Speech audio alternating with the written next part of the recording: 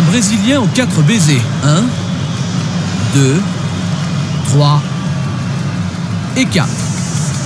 Rivaldo, 26 ans et un pied gauche en or.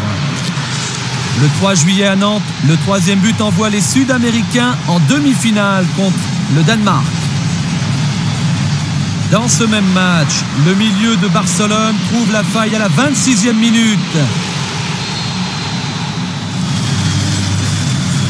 À noter le service parfait d'un certain Ronaldo. Champion d'Espagne en 98 avec au passage 19 buts à son actif, Rivaldo aime la finition. Contre le Maroc, le 16 juin à Nantes. Il peaufine également les dernières passes. Ronaldo à la conclusion de son ouverture contre le Maroc. Et le même, cette fois-ci en couleur orange contre les Pays-Bas en début de seconde période.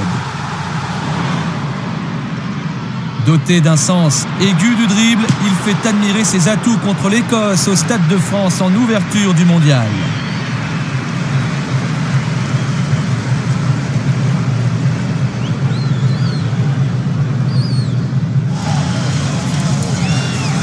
Contre les Rouges du Danemark quelques semaines plus tard ou les Oranges des Pays-Bas, le scénario est identique, les adversaires grimacent.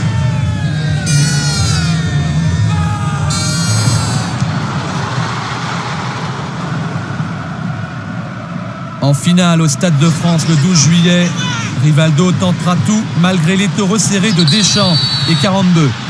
Rivaldo, de la graine de star, la tête et les jambes malgré la défaite brésilienne en ce 12 juillet historique.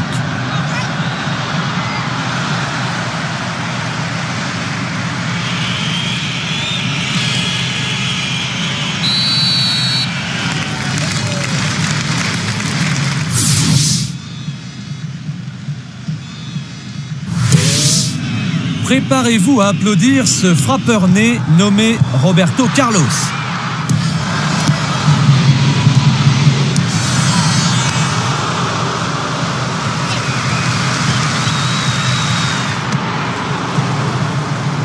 Récent champion d'Europe avec le Real de Madrid, cet athlète rablé à la taille de jockey, 1m68, a multiplié les gestes surpuissants dans ce mondial.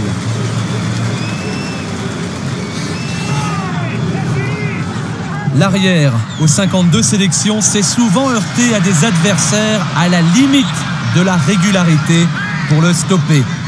Vainqueur de la Copa América et 4e Ballon d'Or en 1997, une véritable consécration, Roberto Carlos reste le catalyseur de la Seleção.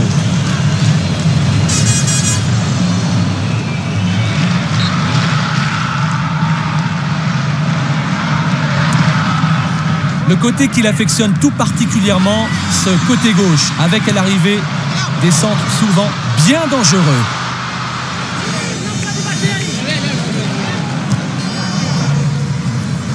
À Marseille, contre les Pays-Bas, son intelligence de jeu a inspiré une fois de plus le respect. Regardez, ici, il remise en retrait pour Taffarel de la poitrine malgré la pression de Bergkamp. Zagallo en est encore tout étonné. Inéluctablement, Roberto Carlos incarne plus que jamais l'arrière idéal dans le football moderne.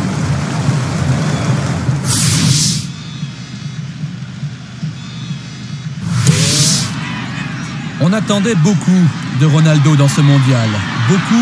Beaucoup trop sûrement pour ses 21 ans et la jeunesse de ce gamin au pied d'or.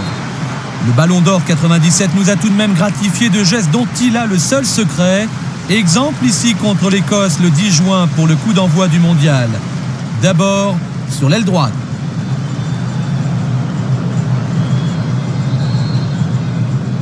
Puis sur l'aile gauche.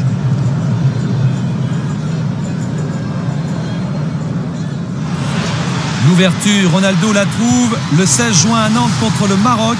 Son premier but personnel dans l'histoire de la Coupe du Monde.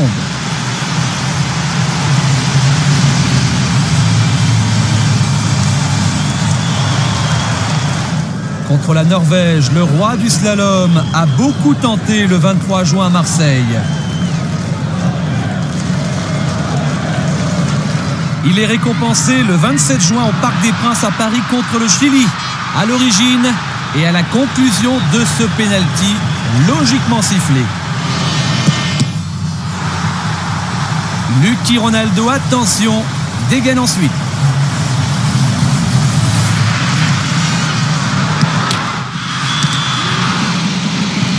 Premier doublé et troisième but dans ce mondial.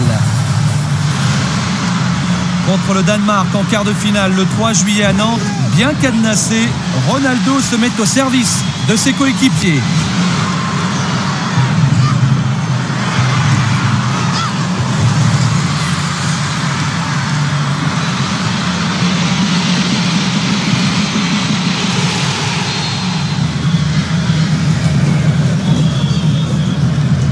En demi-finale au stade Vélodrome à Marseille, Ronaldo fera encore des vagues en s'employant sans compter pour déstabiliser les Néerlandais.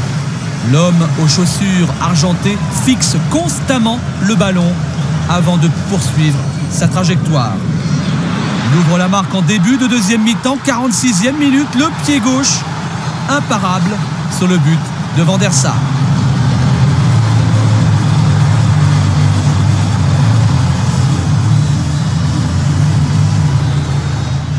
Contre la France, en revanche, le 12 juillet en finale, pris d'un malaise en début d'après-midi, Ronaldo n'aura pas son rendement habituel. La faute aux Français, sûrement. L'accolade avec Djorkaeff, son copain de club à l'Inter de Milan, en dit long sur la déception du meilleur joueur au monde qui n'aura pas imité son aîné, le roi Pelé. Aí, olha a responsa, mano, eu me concentro. Pra falar da lenda, distrações eu elimino. Essa letra eu botei muito sentimento, pois não basta ser um rap, pra Ronaldo tem que ser um hino.